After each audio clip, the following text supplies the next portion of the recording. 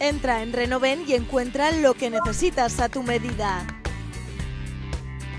Renoven, expertos en fabricación, distribución y montaje de cerramientos exteriores en aluminio y PVC. La más alta calidad, servicio, eficacia, profesionalidad. Renoven, ventanas para toda la vida.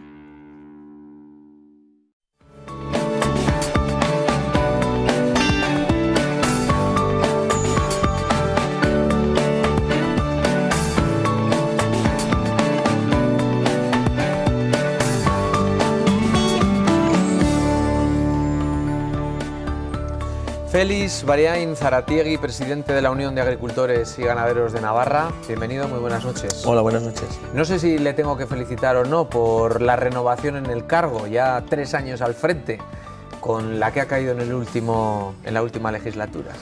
Bueno, pues entiendo que sí, ¿no? Para mí es un motivo de orgullo, ¿no? Estar al frente de esta organización con más de 40 años de historia y sobre todo, bueno, pues defender a los agricultores y a los ganaderos y al mundo rural.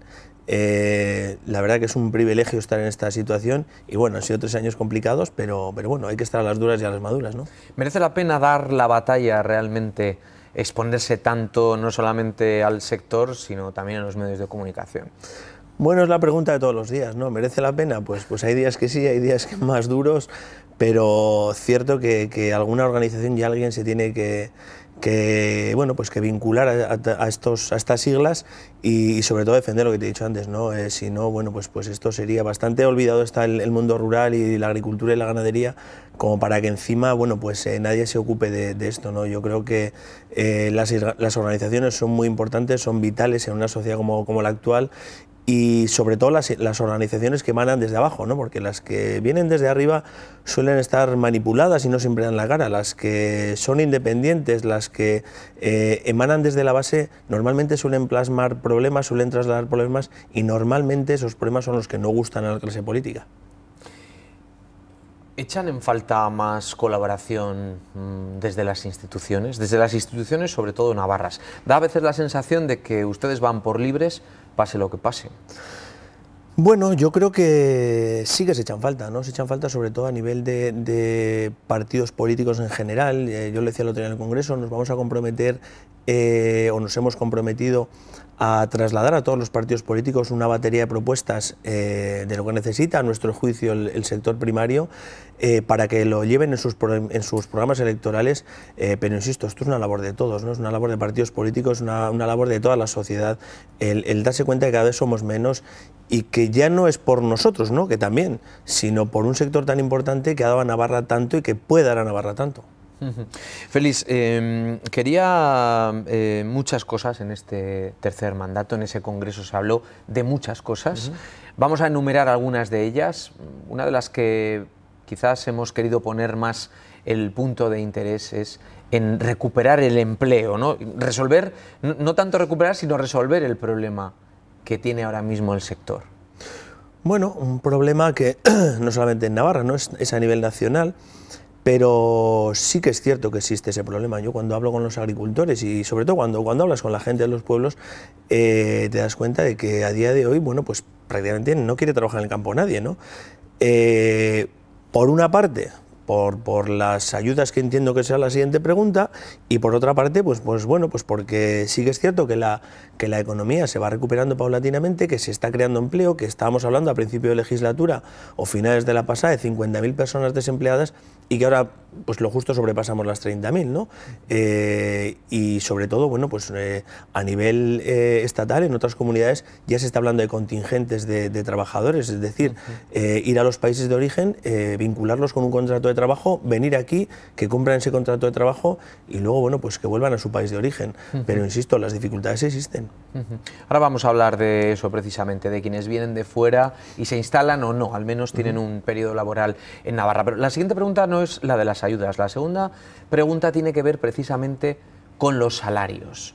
¿Cuál es el problema realmente que existe ahora mismo? Porque esa es otra de las razones también, el hecho de que la gente quiera o no quiera trabajar en el campo. Usted también habló de acordar el convenio agropecuario, precisamente con esto que estaba yo comentando, con los salarios que oscilan actualmente entre los 1.450 y los 1.000 euros. Así es. Más que los salarios, bueno, que entiendo que son salarios que cualquier persona que esté desempleada, bueno, yo creo que firmaría ya, ¿no? Con esos salarios. Nuestro problema, que es intrínseco de nuestra profesión, es que las jornadas de trabajo o los contratos de trabajo son muchas veces semanales o quincenales, ¿no? Al final nosotros estamos hablando de, por ejemplo, de recolección de producto o de trabajos puntuales en campo que no llegan a las 2 semanas o que son días sueltos o que la climatología influye. Eso evidentemente nosotros no lo podemos remediar. La agricultura es así, la ganadería es así, el campo es así y el trabajo al aire libre es así. Ojalá pudiésemos nosotros regular eso, ¿no? Pero es imposible, eso va, como he dicho antes, intrínseco en nuestra profesión. A partir de ahí yo creo que los salarios, estamos hablando del convenio, el segundo convenio más alto que hay en el Estado, creo que solamente no supera Aragón. Por cierto, que esta semana se constituye de nuevo la mesa para renegociar o para negociar de nuevo ese convenio. Entiendo que no tiene que haber ningún problema para llegar a un acuerdo con sindicatos de clase, cooperativas y empresarios, y bueno, pues yo creo que eso ha sido siempre así, ¿no? Navarra ha sido siempre una comunidad, yo creo que ha sido ejemplar en ese sentido. ¿Y qué ha pasado con el plan de empleo agrario? ¿Por qué el gobierno de Navarra le ha dado la espalda? Bueno, por tema político, ¿no? Cuando entró el cuatripartito, así nos lo reconoció el vicepresidente La Parra, se eliminaron todos los convenios, los que funcionaban y los que funcionaban menos. Nosotros le avisamos que lógicamente que era un tema que estaba funcionando, que estaba dando resultados. Nuestra organización estaba haciendo más de 7.000 contratos anuales en base a un convenio, con toda la normativa de prevención de riesgos laborales, etcétera, etcétera. Y bueno, pues evidentemente dimos un margen, porque entendemos que cuando algo se quita y cuando algo lo elimina el gobierno es porque tiene una fórmula, una postura más beneficiosa tanto para el trabajador como para el empresario que contrata. Después de múltiples reuniones con ellos nos dimos cuenta que no. Y lógicamente eso hay que denunciarlo. Cuando nosotros nos reunimos durante 3 años con el Servicio Navarro de Empleo, con el vicepresidente, y veníamos de una situación donde, bueno, pues funcionaba, pasando a una situación que no funciona, lógicamente eso hay que denunciar. Y el argumento no puede ser un tema político, la eliminación del convenio, porque a la sociedad en general, al trabajador en general, al empresario en general, probablemente la política le interese poco, le interese al trabajador trabajar y al empresario tener trabajadores que puedan trabajar en base, repito, a ese convenio. Cuando eso no sucede y cuando hay alguien que políticamente decide que eso no tiene que ser así y la fórmula que lo sustituye no funciona, pues lógicamente tiene que ser objeto de crítica. Y tampoco hace falta salir, bueno, pues con exabruptos, bueno, pues palabras malsonantes por parte del gobierno ni por parte de los partidos. Yo creo que la política es otra cosa, ¿no? La política es cuando uno se equivoca, parar, freno de mano, volver a hablar, que las organizaciones, como he dicho antes, que vienen de abajo, trasladen los problemas, y la política es eso, sentarse en una mesa.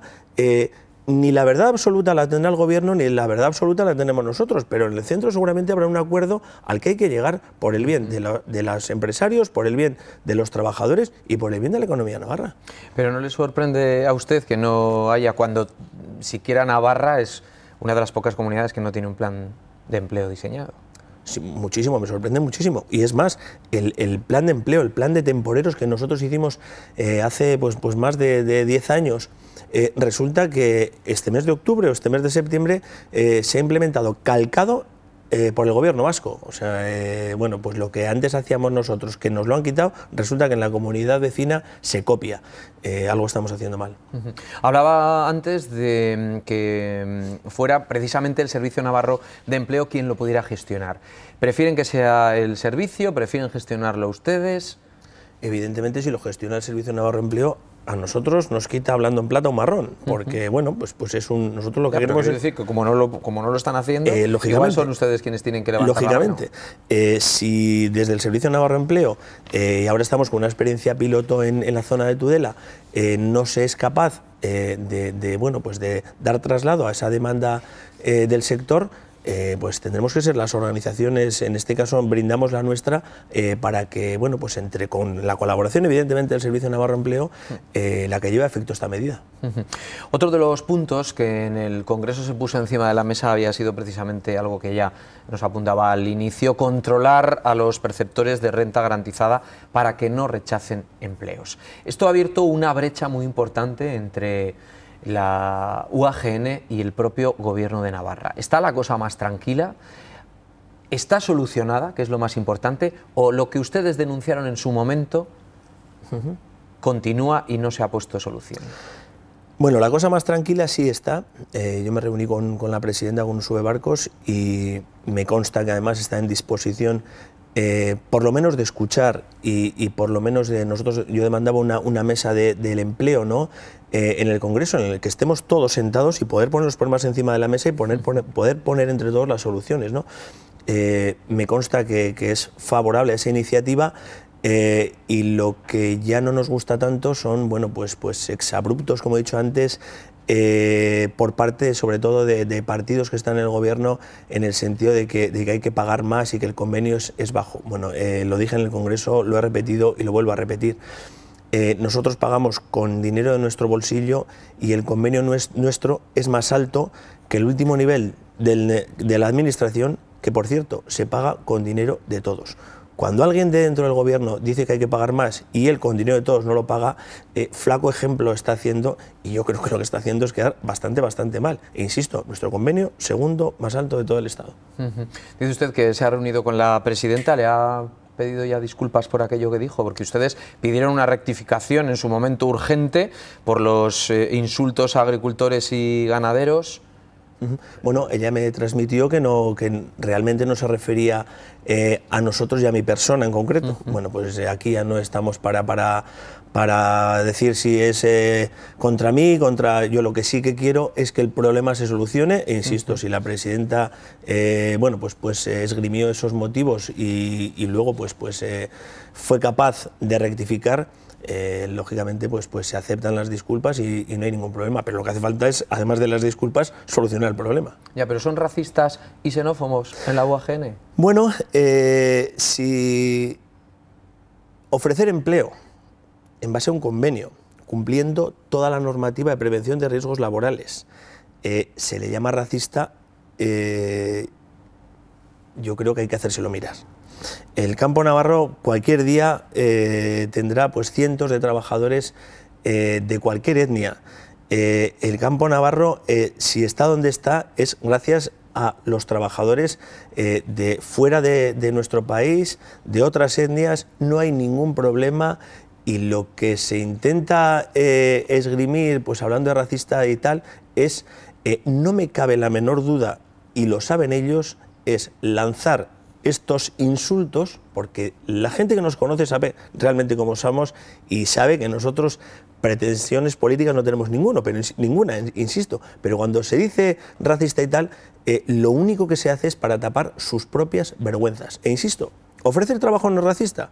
No es ser racista, todo lo contrario. Si cualquier persona que sale de cualquier continente o tiene problemas, lo primero que desea en esta vida es salud y lo segundo, trabajo.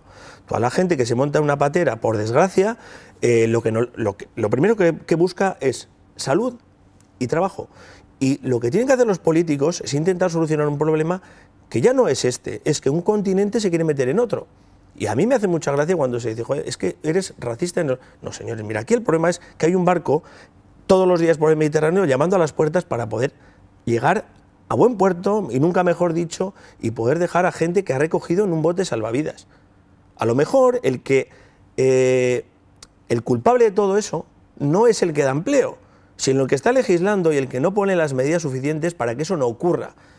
Y vuelvo a repetir, los países europeos tienen mucho que decir en esa cuestión, no los agricultores, porque por un lado se nos tacha de racistas o tienen la suficiente caradura de tachar de racistas, y por otro lado se les vende armas a esos países. Con lo cual, vamos a ser sensatos, cuidadito con esas palabras, cuidadito con los temas de racismo y tal, porque a lo mejor es más racista el que utiliza esas personas con otros fines que la persona que, insisto, quiere dar trabajo en base a un convenio, en base a toda la normativa de prevención de riesgos laborales, que es lo que desea la persona inmigrante cuando sale de su país y tiene que irse, por desgracia, porque lo que le espera allí es la muerte. ¿Se fía usted de la presidenta? Fue ella precisamente también quien hizo alusión a estas acusaciones. Sí, no tengo por qué no fiarme. ¿Cuál es el porcentaje de extranjeros que en Navarra se dedican a trabajar en el campo? Bueno, pues no sabría decirte el porcentaje exacto, pero sí que estamos hablando de un porcentaje muy alto, ¿no? Al final es la entrada en el mercado laboral. Yo recuerdo hace años que a través de nuestro sector se regularizaban los trabajadores y luego se iban a la construcción. A día de hoy, insisto, es que es el trabajo más sencillo, el trabajo, me refiero sencillo a cualificación, y sobre todo donde más empleo ahora mismo se está generando, incluso en época de crisis. LAB, ya hemos conocido además que la Asamblea de Trabajadores de Huerta de Peralta ha avalado el acuerdo alcanzado, empresa LAB, dirección de la empresa, que pone fin al conflicto y por tanto a la huelga indefinida que mantenían, pero en una de las primeras manifestaciones, cuando se inició este conflicto, acabaron a las puertas de UAGN acusándoles también a ustedes. Cierto, de hecho, bueno, pues esta semana tenemos reunión con el sindicato LAB, pedida por nosotros, pues para que nos aclaren esto, ¿no? Yo no entiendo que un sindicato de clase vaya a la puerta de una organización de agricultores y bueno, pues les lance esos improperios, porque bueno, pues a mí me hace mucha gracia cuando la gente, bueno, gracia, me resulta curioso, ¿no? Cuando la gente dice que los agricultores y los ganaderos, pues poco menos que estamos utilizando a los inmigrantes y a los trabajadores. Esa gente no tiene ni idea de lo que es el sector primario, no tiene ni idea de lo que es el sector primario. La verdad que me asusta, no los improperios que nos dicen a nosotros, sino el desconocimiento brutal que se tiene del sector primario. Bueno, les llamaron a ustedes ruin, miserables por la política de gestión que realizan ustedes. Dicen quienes pagan poco y mal. Bueno, si lo mismo que dije en su día, lo vuelvo a repetir. Si alguien cree que se paga poco y mal, lo que tiene que hacer, y se paga por debajo de convenio, lo que tiene que hacer es ir a un juzgado. Si se paga poco y mal y el convenio es esa cantidad, probablemente el AP tenga firmados convenios más bajos de lo que está el sector del convenio del sector primario. Con lo cual, bueno, ir a la puerta de uno e insultar, yo creo que en el siglo XXI me cuesta, ¿no? Me cuesta y sobre todo, insisto, yo a Alba le diría que lo que tiene que hacer es mirar a los pueblos, mirar la base de datos de agricultores y de ganaderos, cómo cada año se pierden esos puestos de trabajo, cómo cada vez los pueblos están más vacíos. Y si los pueblos están vacíos, si hay cada vez menos agricultores, si hay cada vez menos ganaderos, si cada joven que se incorpora es un milagro, precisamente no será porque se gana mucho dinero. Y si no se gana mucho dinero, me cuesta creer sus acusaciones, es más, no las creo. Por lo tanto, ¿usted qué le sugiere al Gobierno o qué le gustaría que hiciera el Gobierno con la renta garantizada? ¿Que reduzca las cuantías o que se gestione de otra manera? No, a ver, la renta garantizada tiene que existir. ¿Sí? O sea, el problema es, por recuperar un poco, que igual alguno de los espectadores, alguien de la audiencia no entienda bien cuál es la polémica. A ustedes lo que les preocupa es que no se encuentre mano de obra porque haya quien prefiera quedarse en casa cobrando la ayuda en vez de ir a trabajar para cobrar parecido. Exacto. Lo explico muy bien. Nosotros el problema que sufrimos es que cuando vas a hablar con un posible trabajador, te dice, bueno, ¿cuánto me vas a pagar? Pues como he comentado antes, nuestras jornadas de trabajo, nuestros contratos no pueden ser muy largos. Probablemente nadie le haya explicado a ese trabajador que si trabaja 15 días, el 16º va a volver a cobrar la ayuda. Pero insisto, nosotros lo que demandamos realmente es ese control. O sea, no puede ser que alguien rechace ese trabajo. Y renta garantizada tiene que existir y seguirá existiendo. Y vuelvo a reiterar, la persona que lo necesite tal vez esté cobrando poco dinero, la que lo necesite de verdad, la que tiene un problema físico, la que tiene un problema de ingresos, claro que tiene que existir, pero hay que controlar más.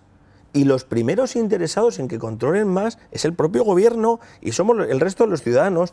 Y vuelvo a reiterar, aquí en Pamplona la percepción de ese problema puede que sea insignificante, ¿no? Aquí en Pamplona se vive bien, pero sí, por eso invitaba al gobierno que saliese a los pueblos, pero a cualquier pueblo de Navarra, te van a decir, es verdad. Y eso no es ningún ataque racista ni ningún ataque xenófobo. Si esas personas, como he dicho antes, cuando salen de su país, si tú les dices que tienen un trabajo en España, pues probablemente, vamos, es que se den con un canto en los dientes. Es la felicidad completa, salir de la muerte que les espera segura prácticamente a llegar a un país civilizado con todo tipo de servicios y encima con un trabajo. Otro de los asuntos que quería abordar esta noche, cuando al principio de la entrevista le hablaba también de las sombras y del haber pasado una travesía en el desierto, uno de los puntos negros de su pasado mandato fue precisamente el fraude de las ayudas, una causa que se archivó contra los responsables del sindicato. ¿Podría volver a darse esa circunstancia? ¿O los controles, al menos en ese aspecto, ustedes tienen perfectamente No podría darse, los controles son pues totalmente exhaustivos y lógicamente eso es inviable e imposible que se dé. ¿En qué tiene que mejorar el sector para renovarse o morir? Bueno, yo creo que el sector es el sector más reestructurado. La palabra reestructuración de cualquier sector o de cualquier subsector la tenemos todos los días en nuestra mesilla de noche. Y lo que tiene que mejorar sin duda alguna es la percepción que tiene la sociedad de nosotros. No la percepción, porque yo creo que la gente, bueno, pues un agricultor, un ganadero, pues incluso le cae simpático, ¿no? La percepción que tiene de nuestros productos, ¿no? Al final, bueno, pues parece que cualquier agricultor que esté en el campo, pues lo que está haciendo es poco menos que envenenar a la sociedad. No, mira, lo que hay que hacer es explicar desde los colegios un problema muy de educación, y decirles, mira, nosotros somos generadores de alimentos. Además, nuestro país tiene el mejor sistema de trazabilidad del mundo. Si hay un problema, como ocurrió hace años con los famosos pepinos y tal, en el minuto uno se sabe quién lo ha producido. Además, ayudamos a contribuir o a mantener el medio ambiente. El medio ambiente, lo que decían en el discurso, no lo mantiene ni el vegano ni el que va en bicicleta al trabajo, que también, obviamente. El medio ambiente lo mantiene quien vive en el pueblo, quien trabaja en el pueblo, el ganadero que está en el Pirineo, el agricultor que está trabajando en sus hortalizas, el viticultor. Esa persona es la que mantiene el medio ambiente, y eso es lo que hay que trasladar a la sociedad. Y por último hay que decirle a la sociedad, si quieres que esto siga funcionando así y que haya unas personas que cuiden el medio ambiente para que nosotros el fin de semana pues podamos dar nuestros paseos, lógicamente hay que consumir producto de aquí. Félix, te estoy escuchando hablar de también la conservación del medio ambiente. Vuelve el mal tiempo, vuelve la nieve, vuelven las lluvias. Estamos poco menos que en la alerta naranja en algunas zonas, rozando la alerta roja. ¿Volverán las inundaciones? ¿Qué va a pasar? Porque me ha venido a la cabeza el cuidado de los ríos. ¿Ququé está pasando? Bueno, pues ¿Se ha limpiado ya? No, aquí todo el mundo viene a hacerse la foto y luego resulta que parece que nada ha cambiado. Sí que es, bueno, hay pues limpiezas puntuales, dragados muy puntuales, pero no nos quepa la menor duda. Hoy, bueno, se ven los Pirineos negros, ya está nevando, los embalses están pues a niveles muy bajos, pero no nos quepa la menor duda que si hay problemas, el Ebro se volverá a salir.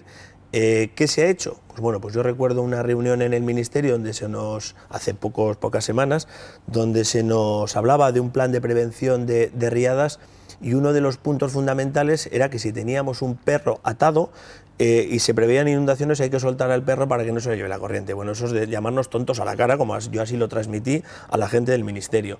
Lo que hay que hacer es, insisto, habrá unas zonas que se tienen que inundar sí o sí, porque el cauce de los ríos no acoge o no puede acoger el suficiente caudal de agua. Esas zonas hay que llamarlas zonas de inundabilidad. A esos propietarios de esas zonas hay que indemnizarles y hay que pagarles por la depreciación que sufren esas tierras, y a partir de ahí habrá que hacer limpiezas puntuales.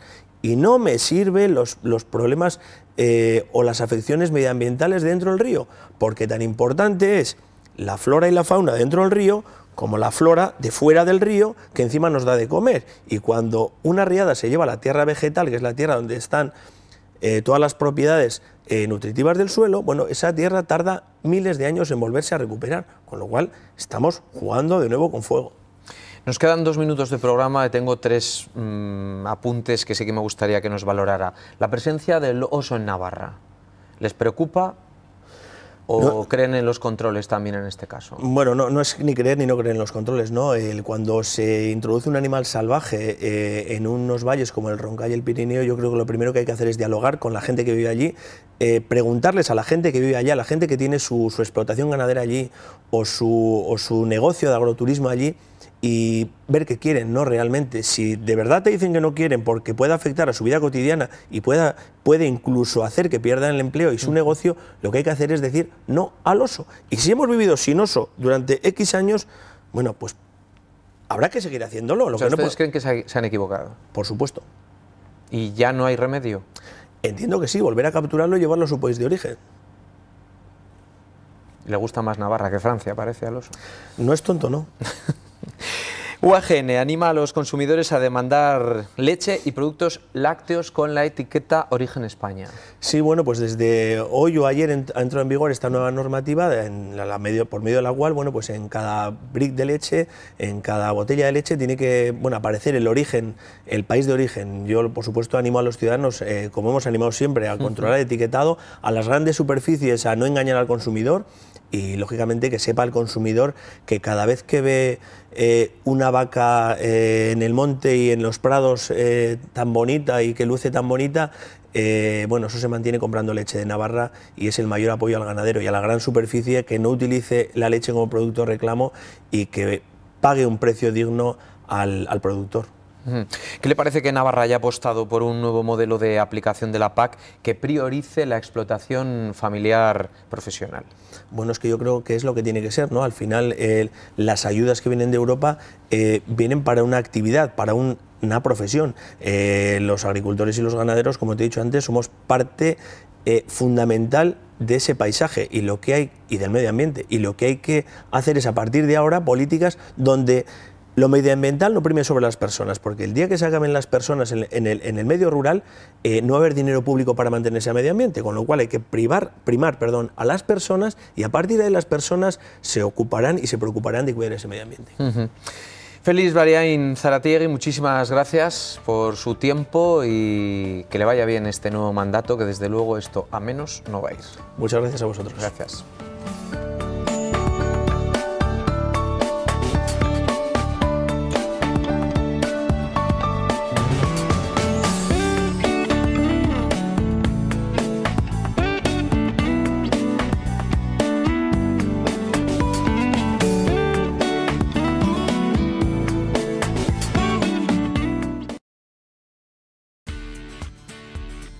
Entra en Renoven y encuentra lo que necesitas a tu medida. Renoven, expertos en fabricación, distribución y montaje de cerramientos exteriores en aluminio y PVC. La más alta calidad, servicio, eficacia, profesionalidad. Renoven, ventanas para toda la vida.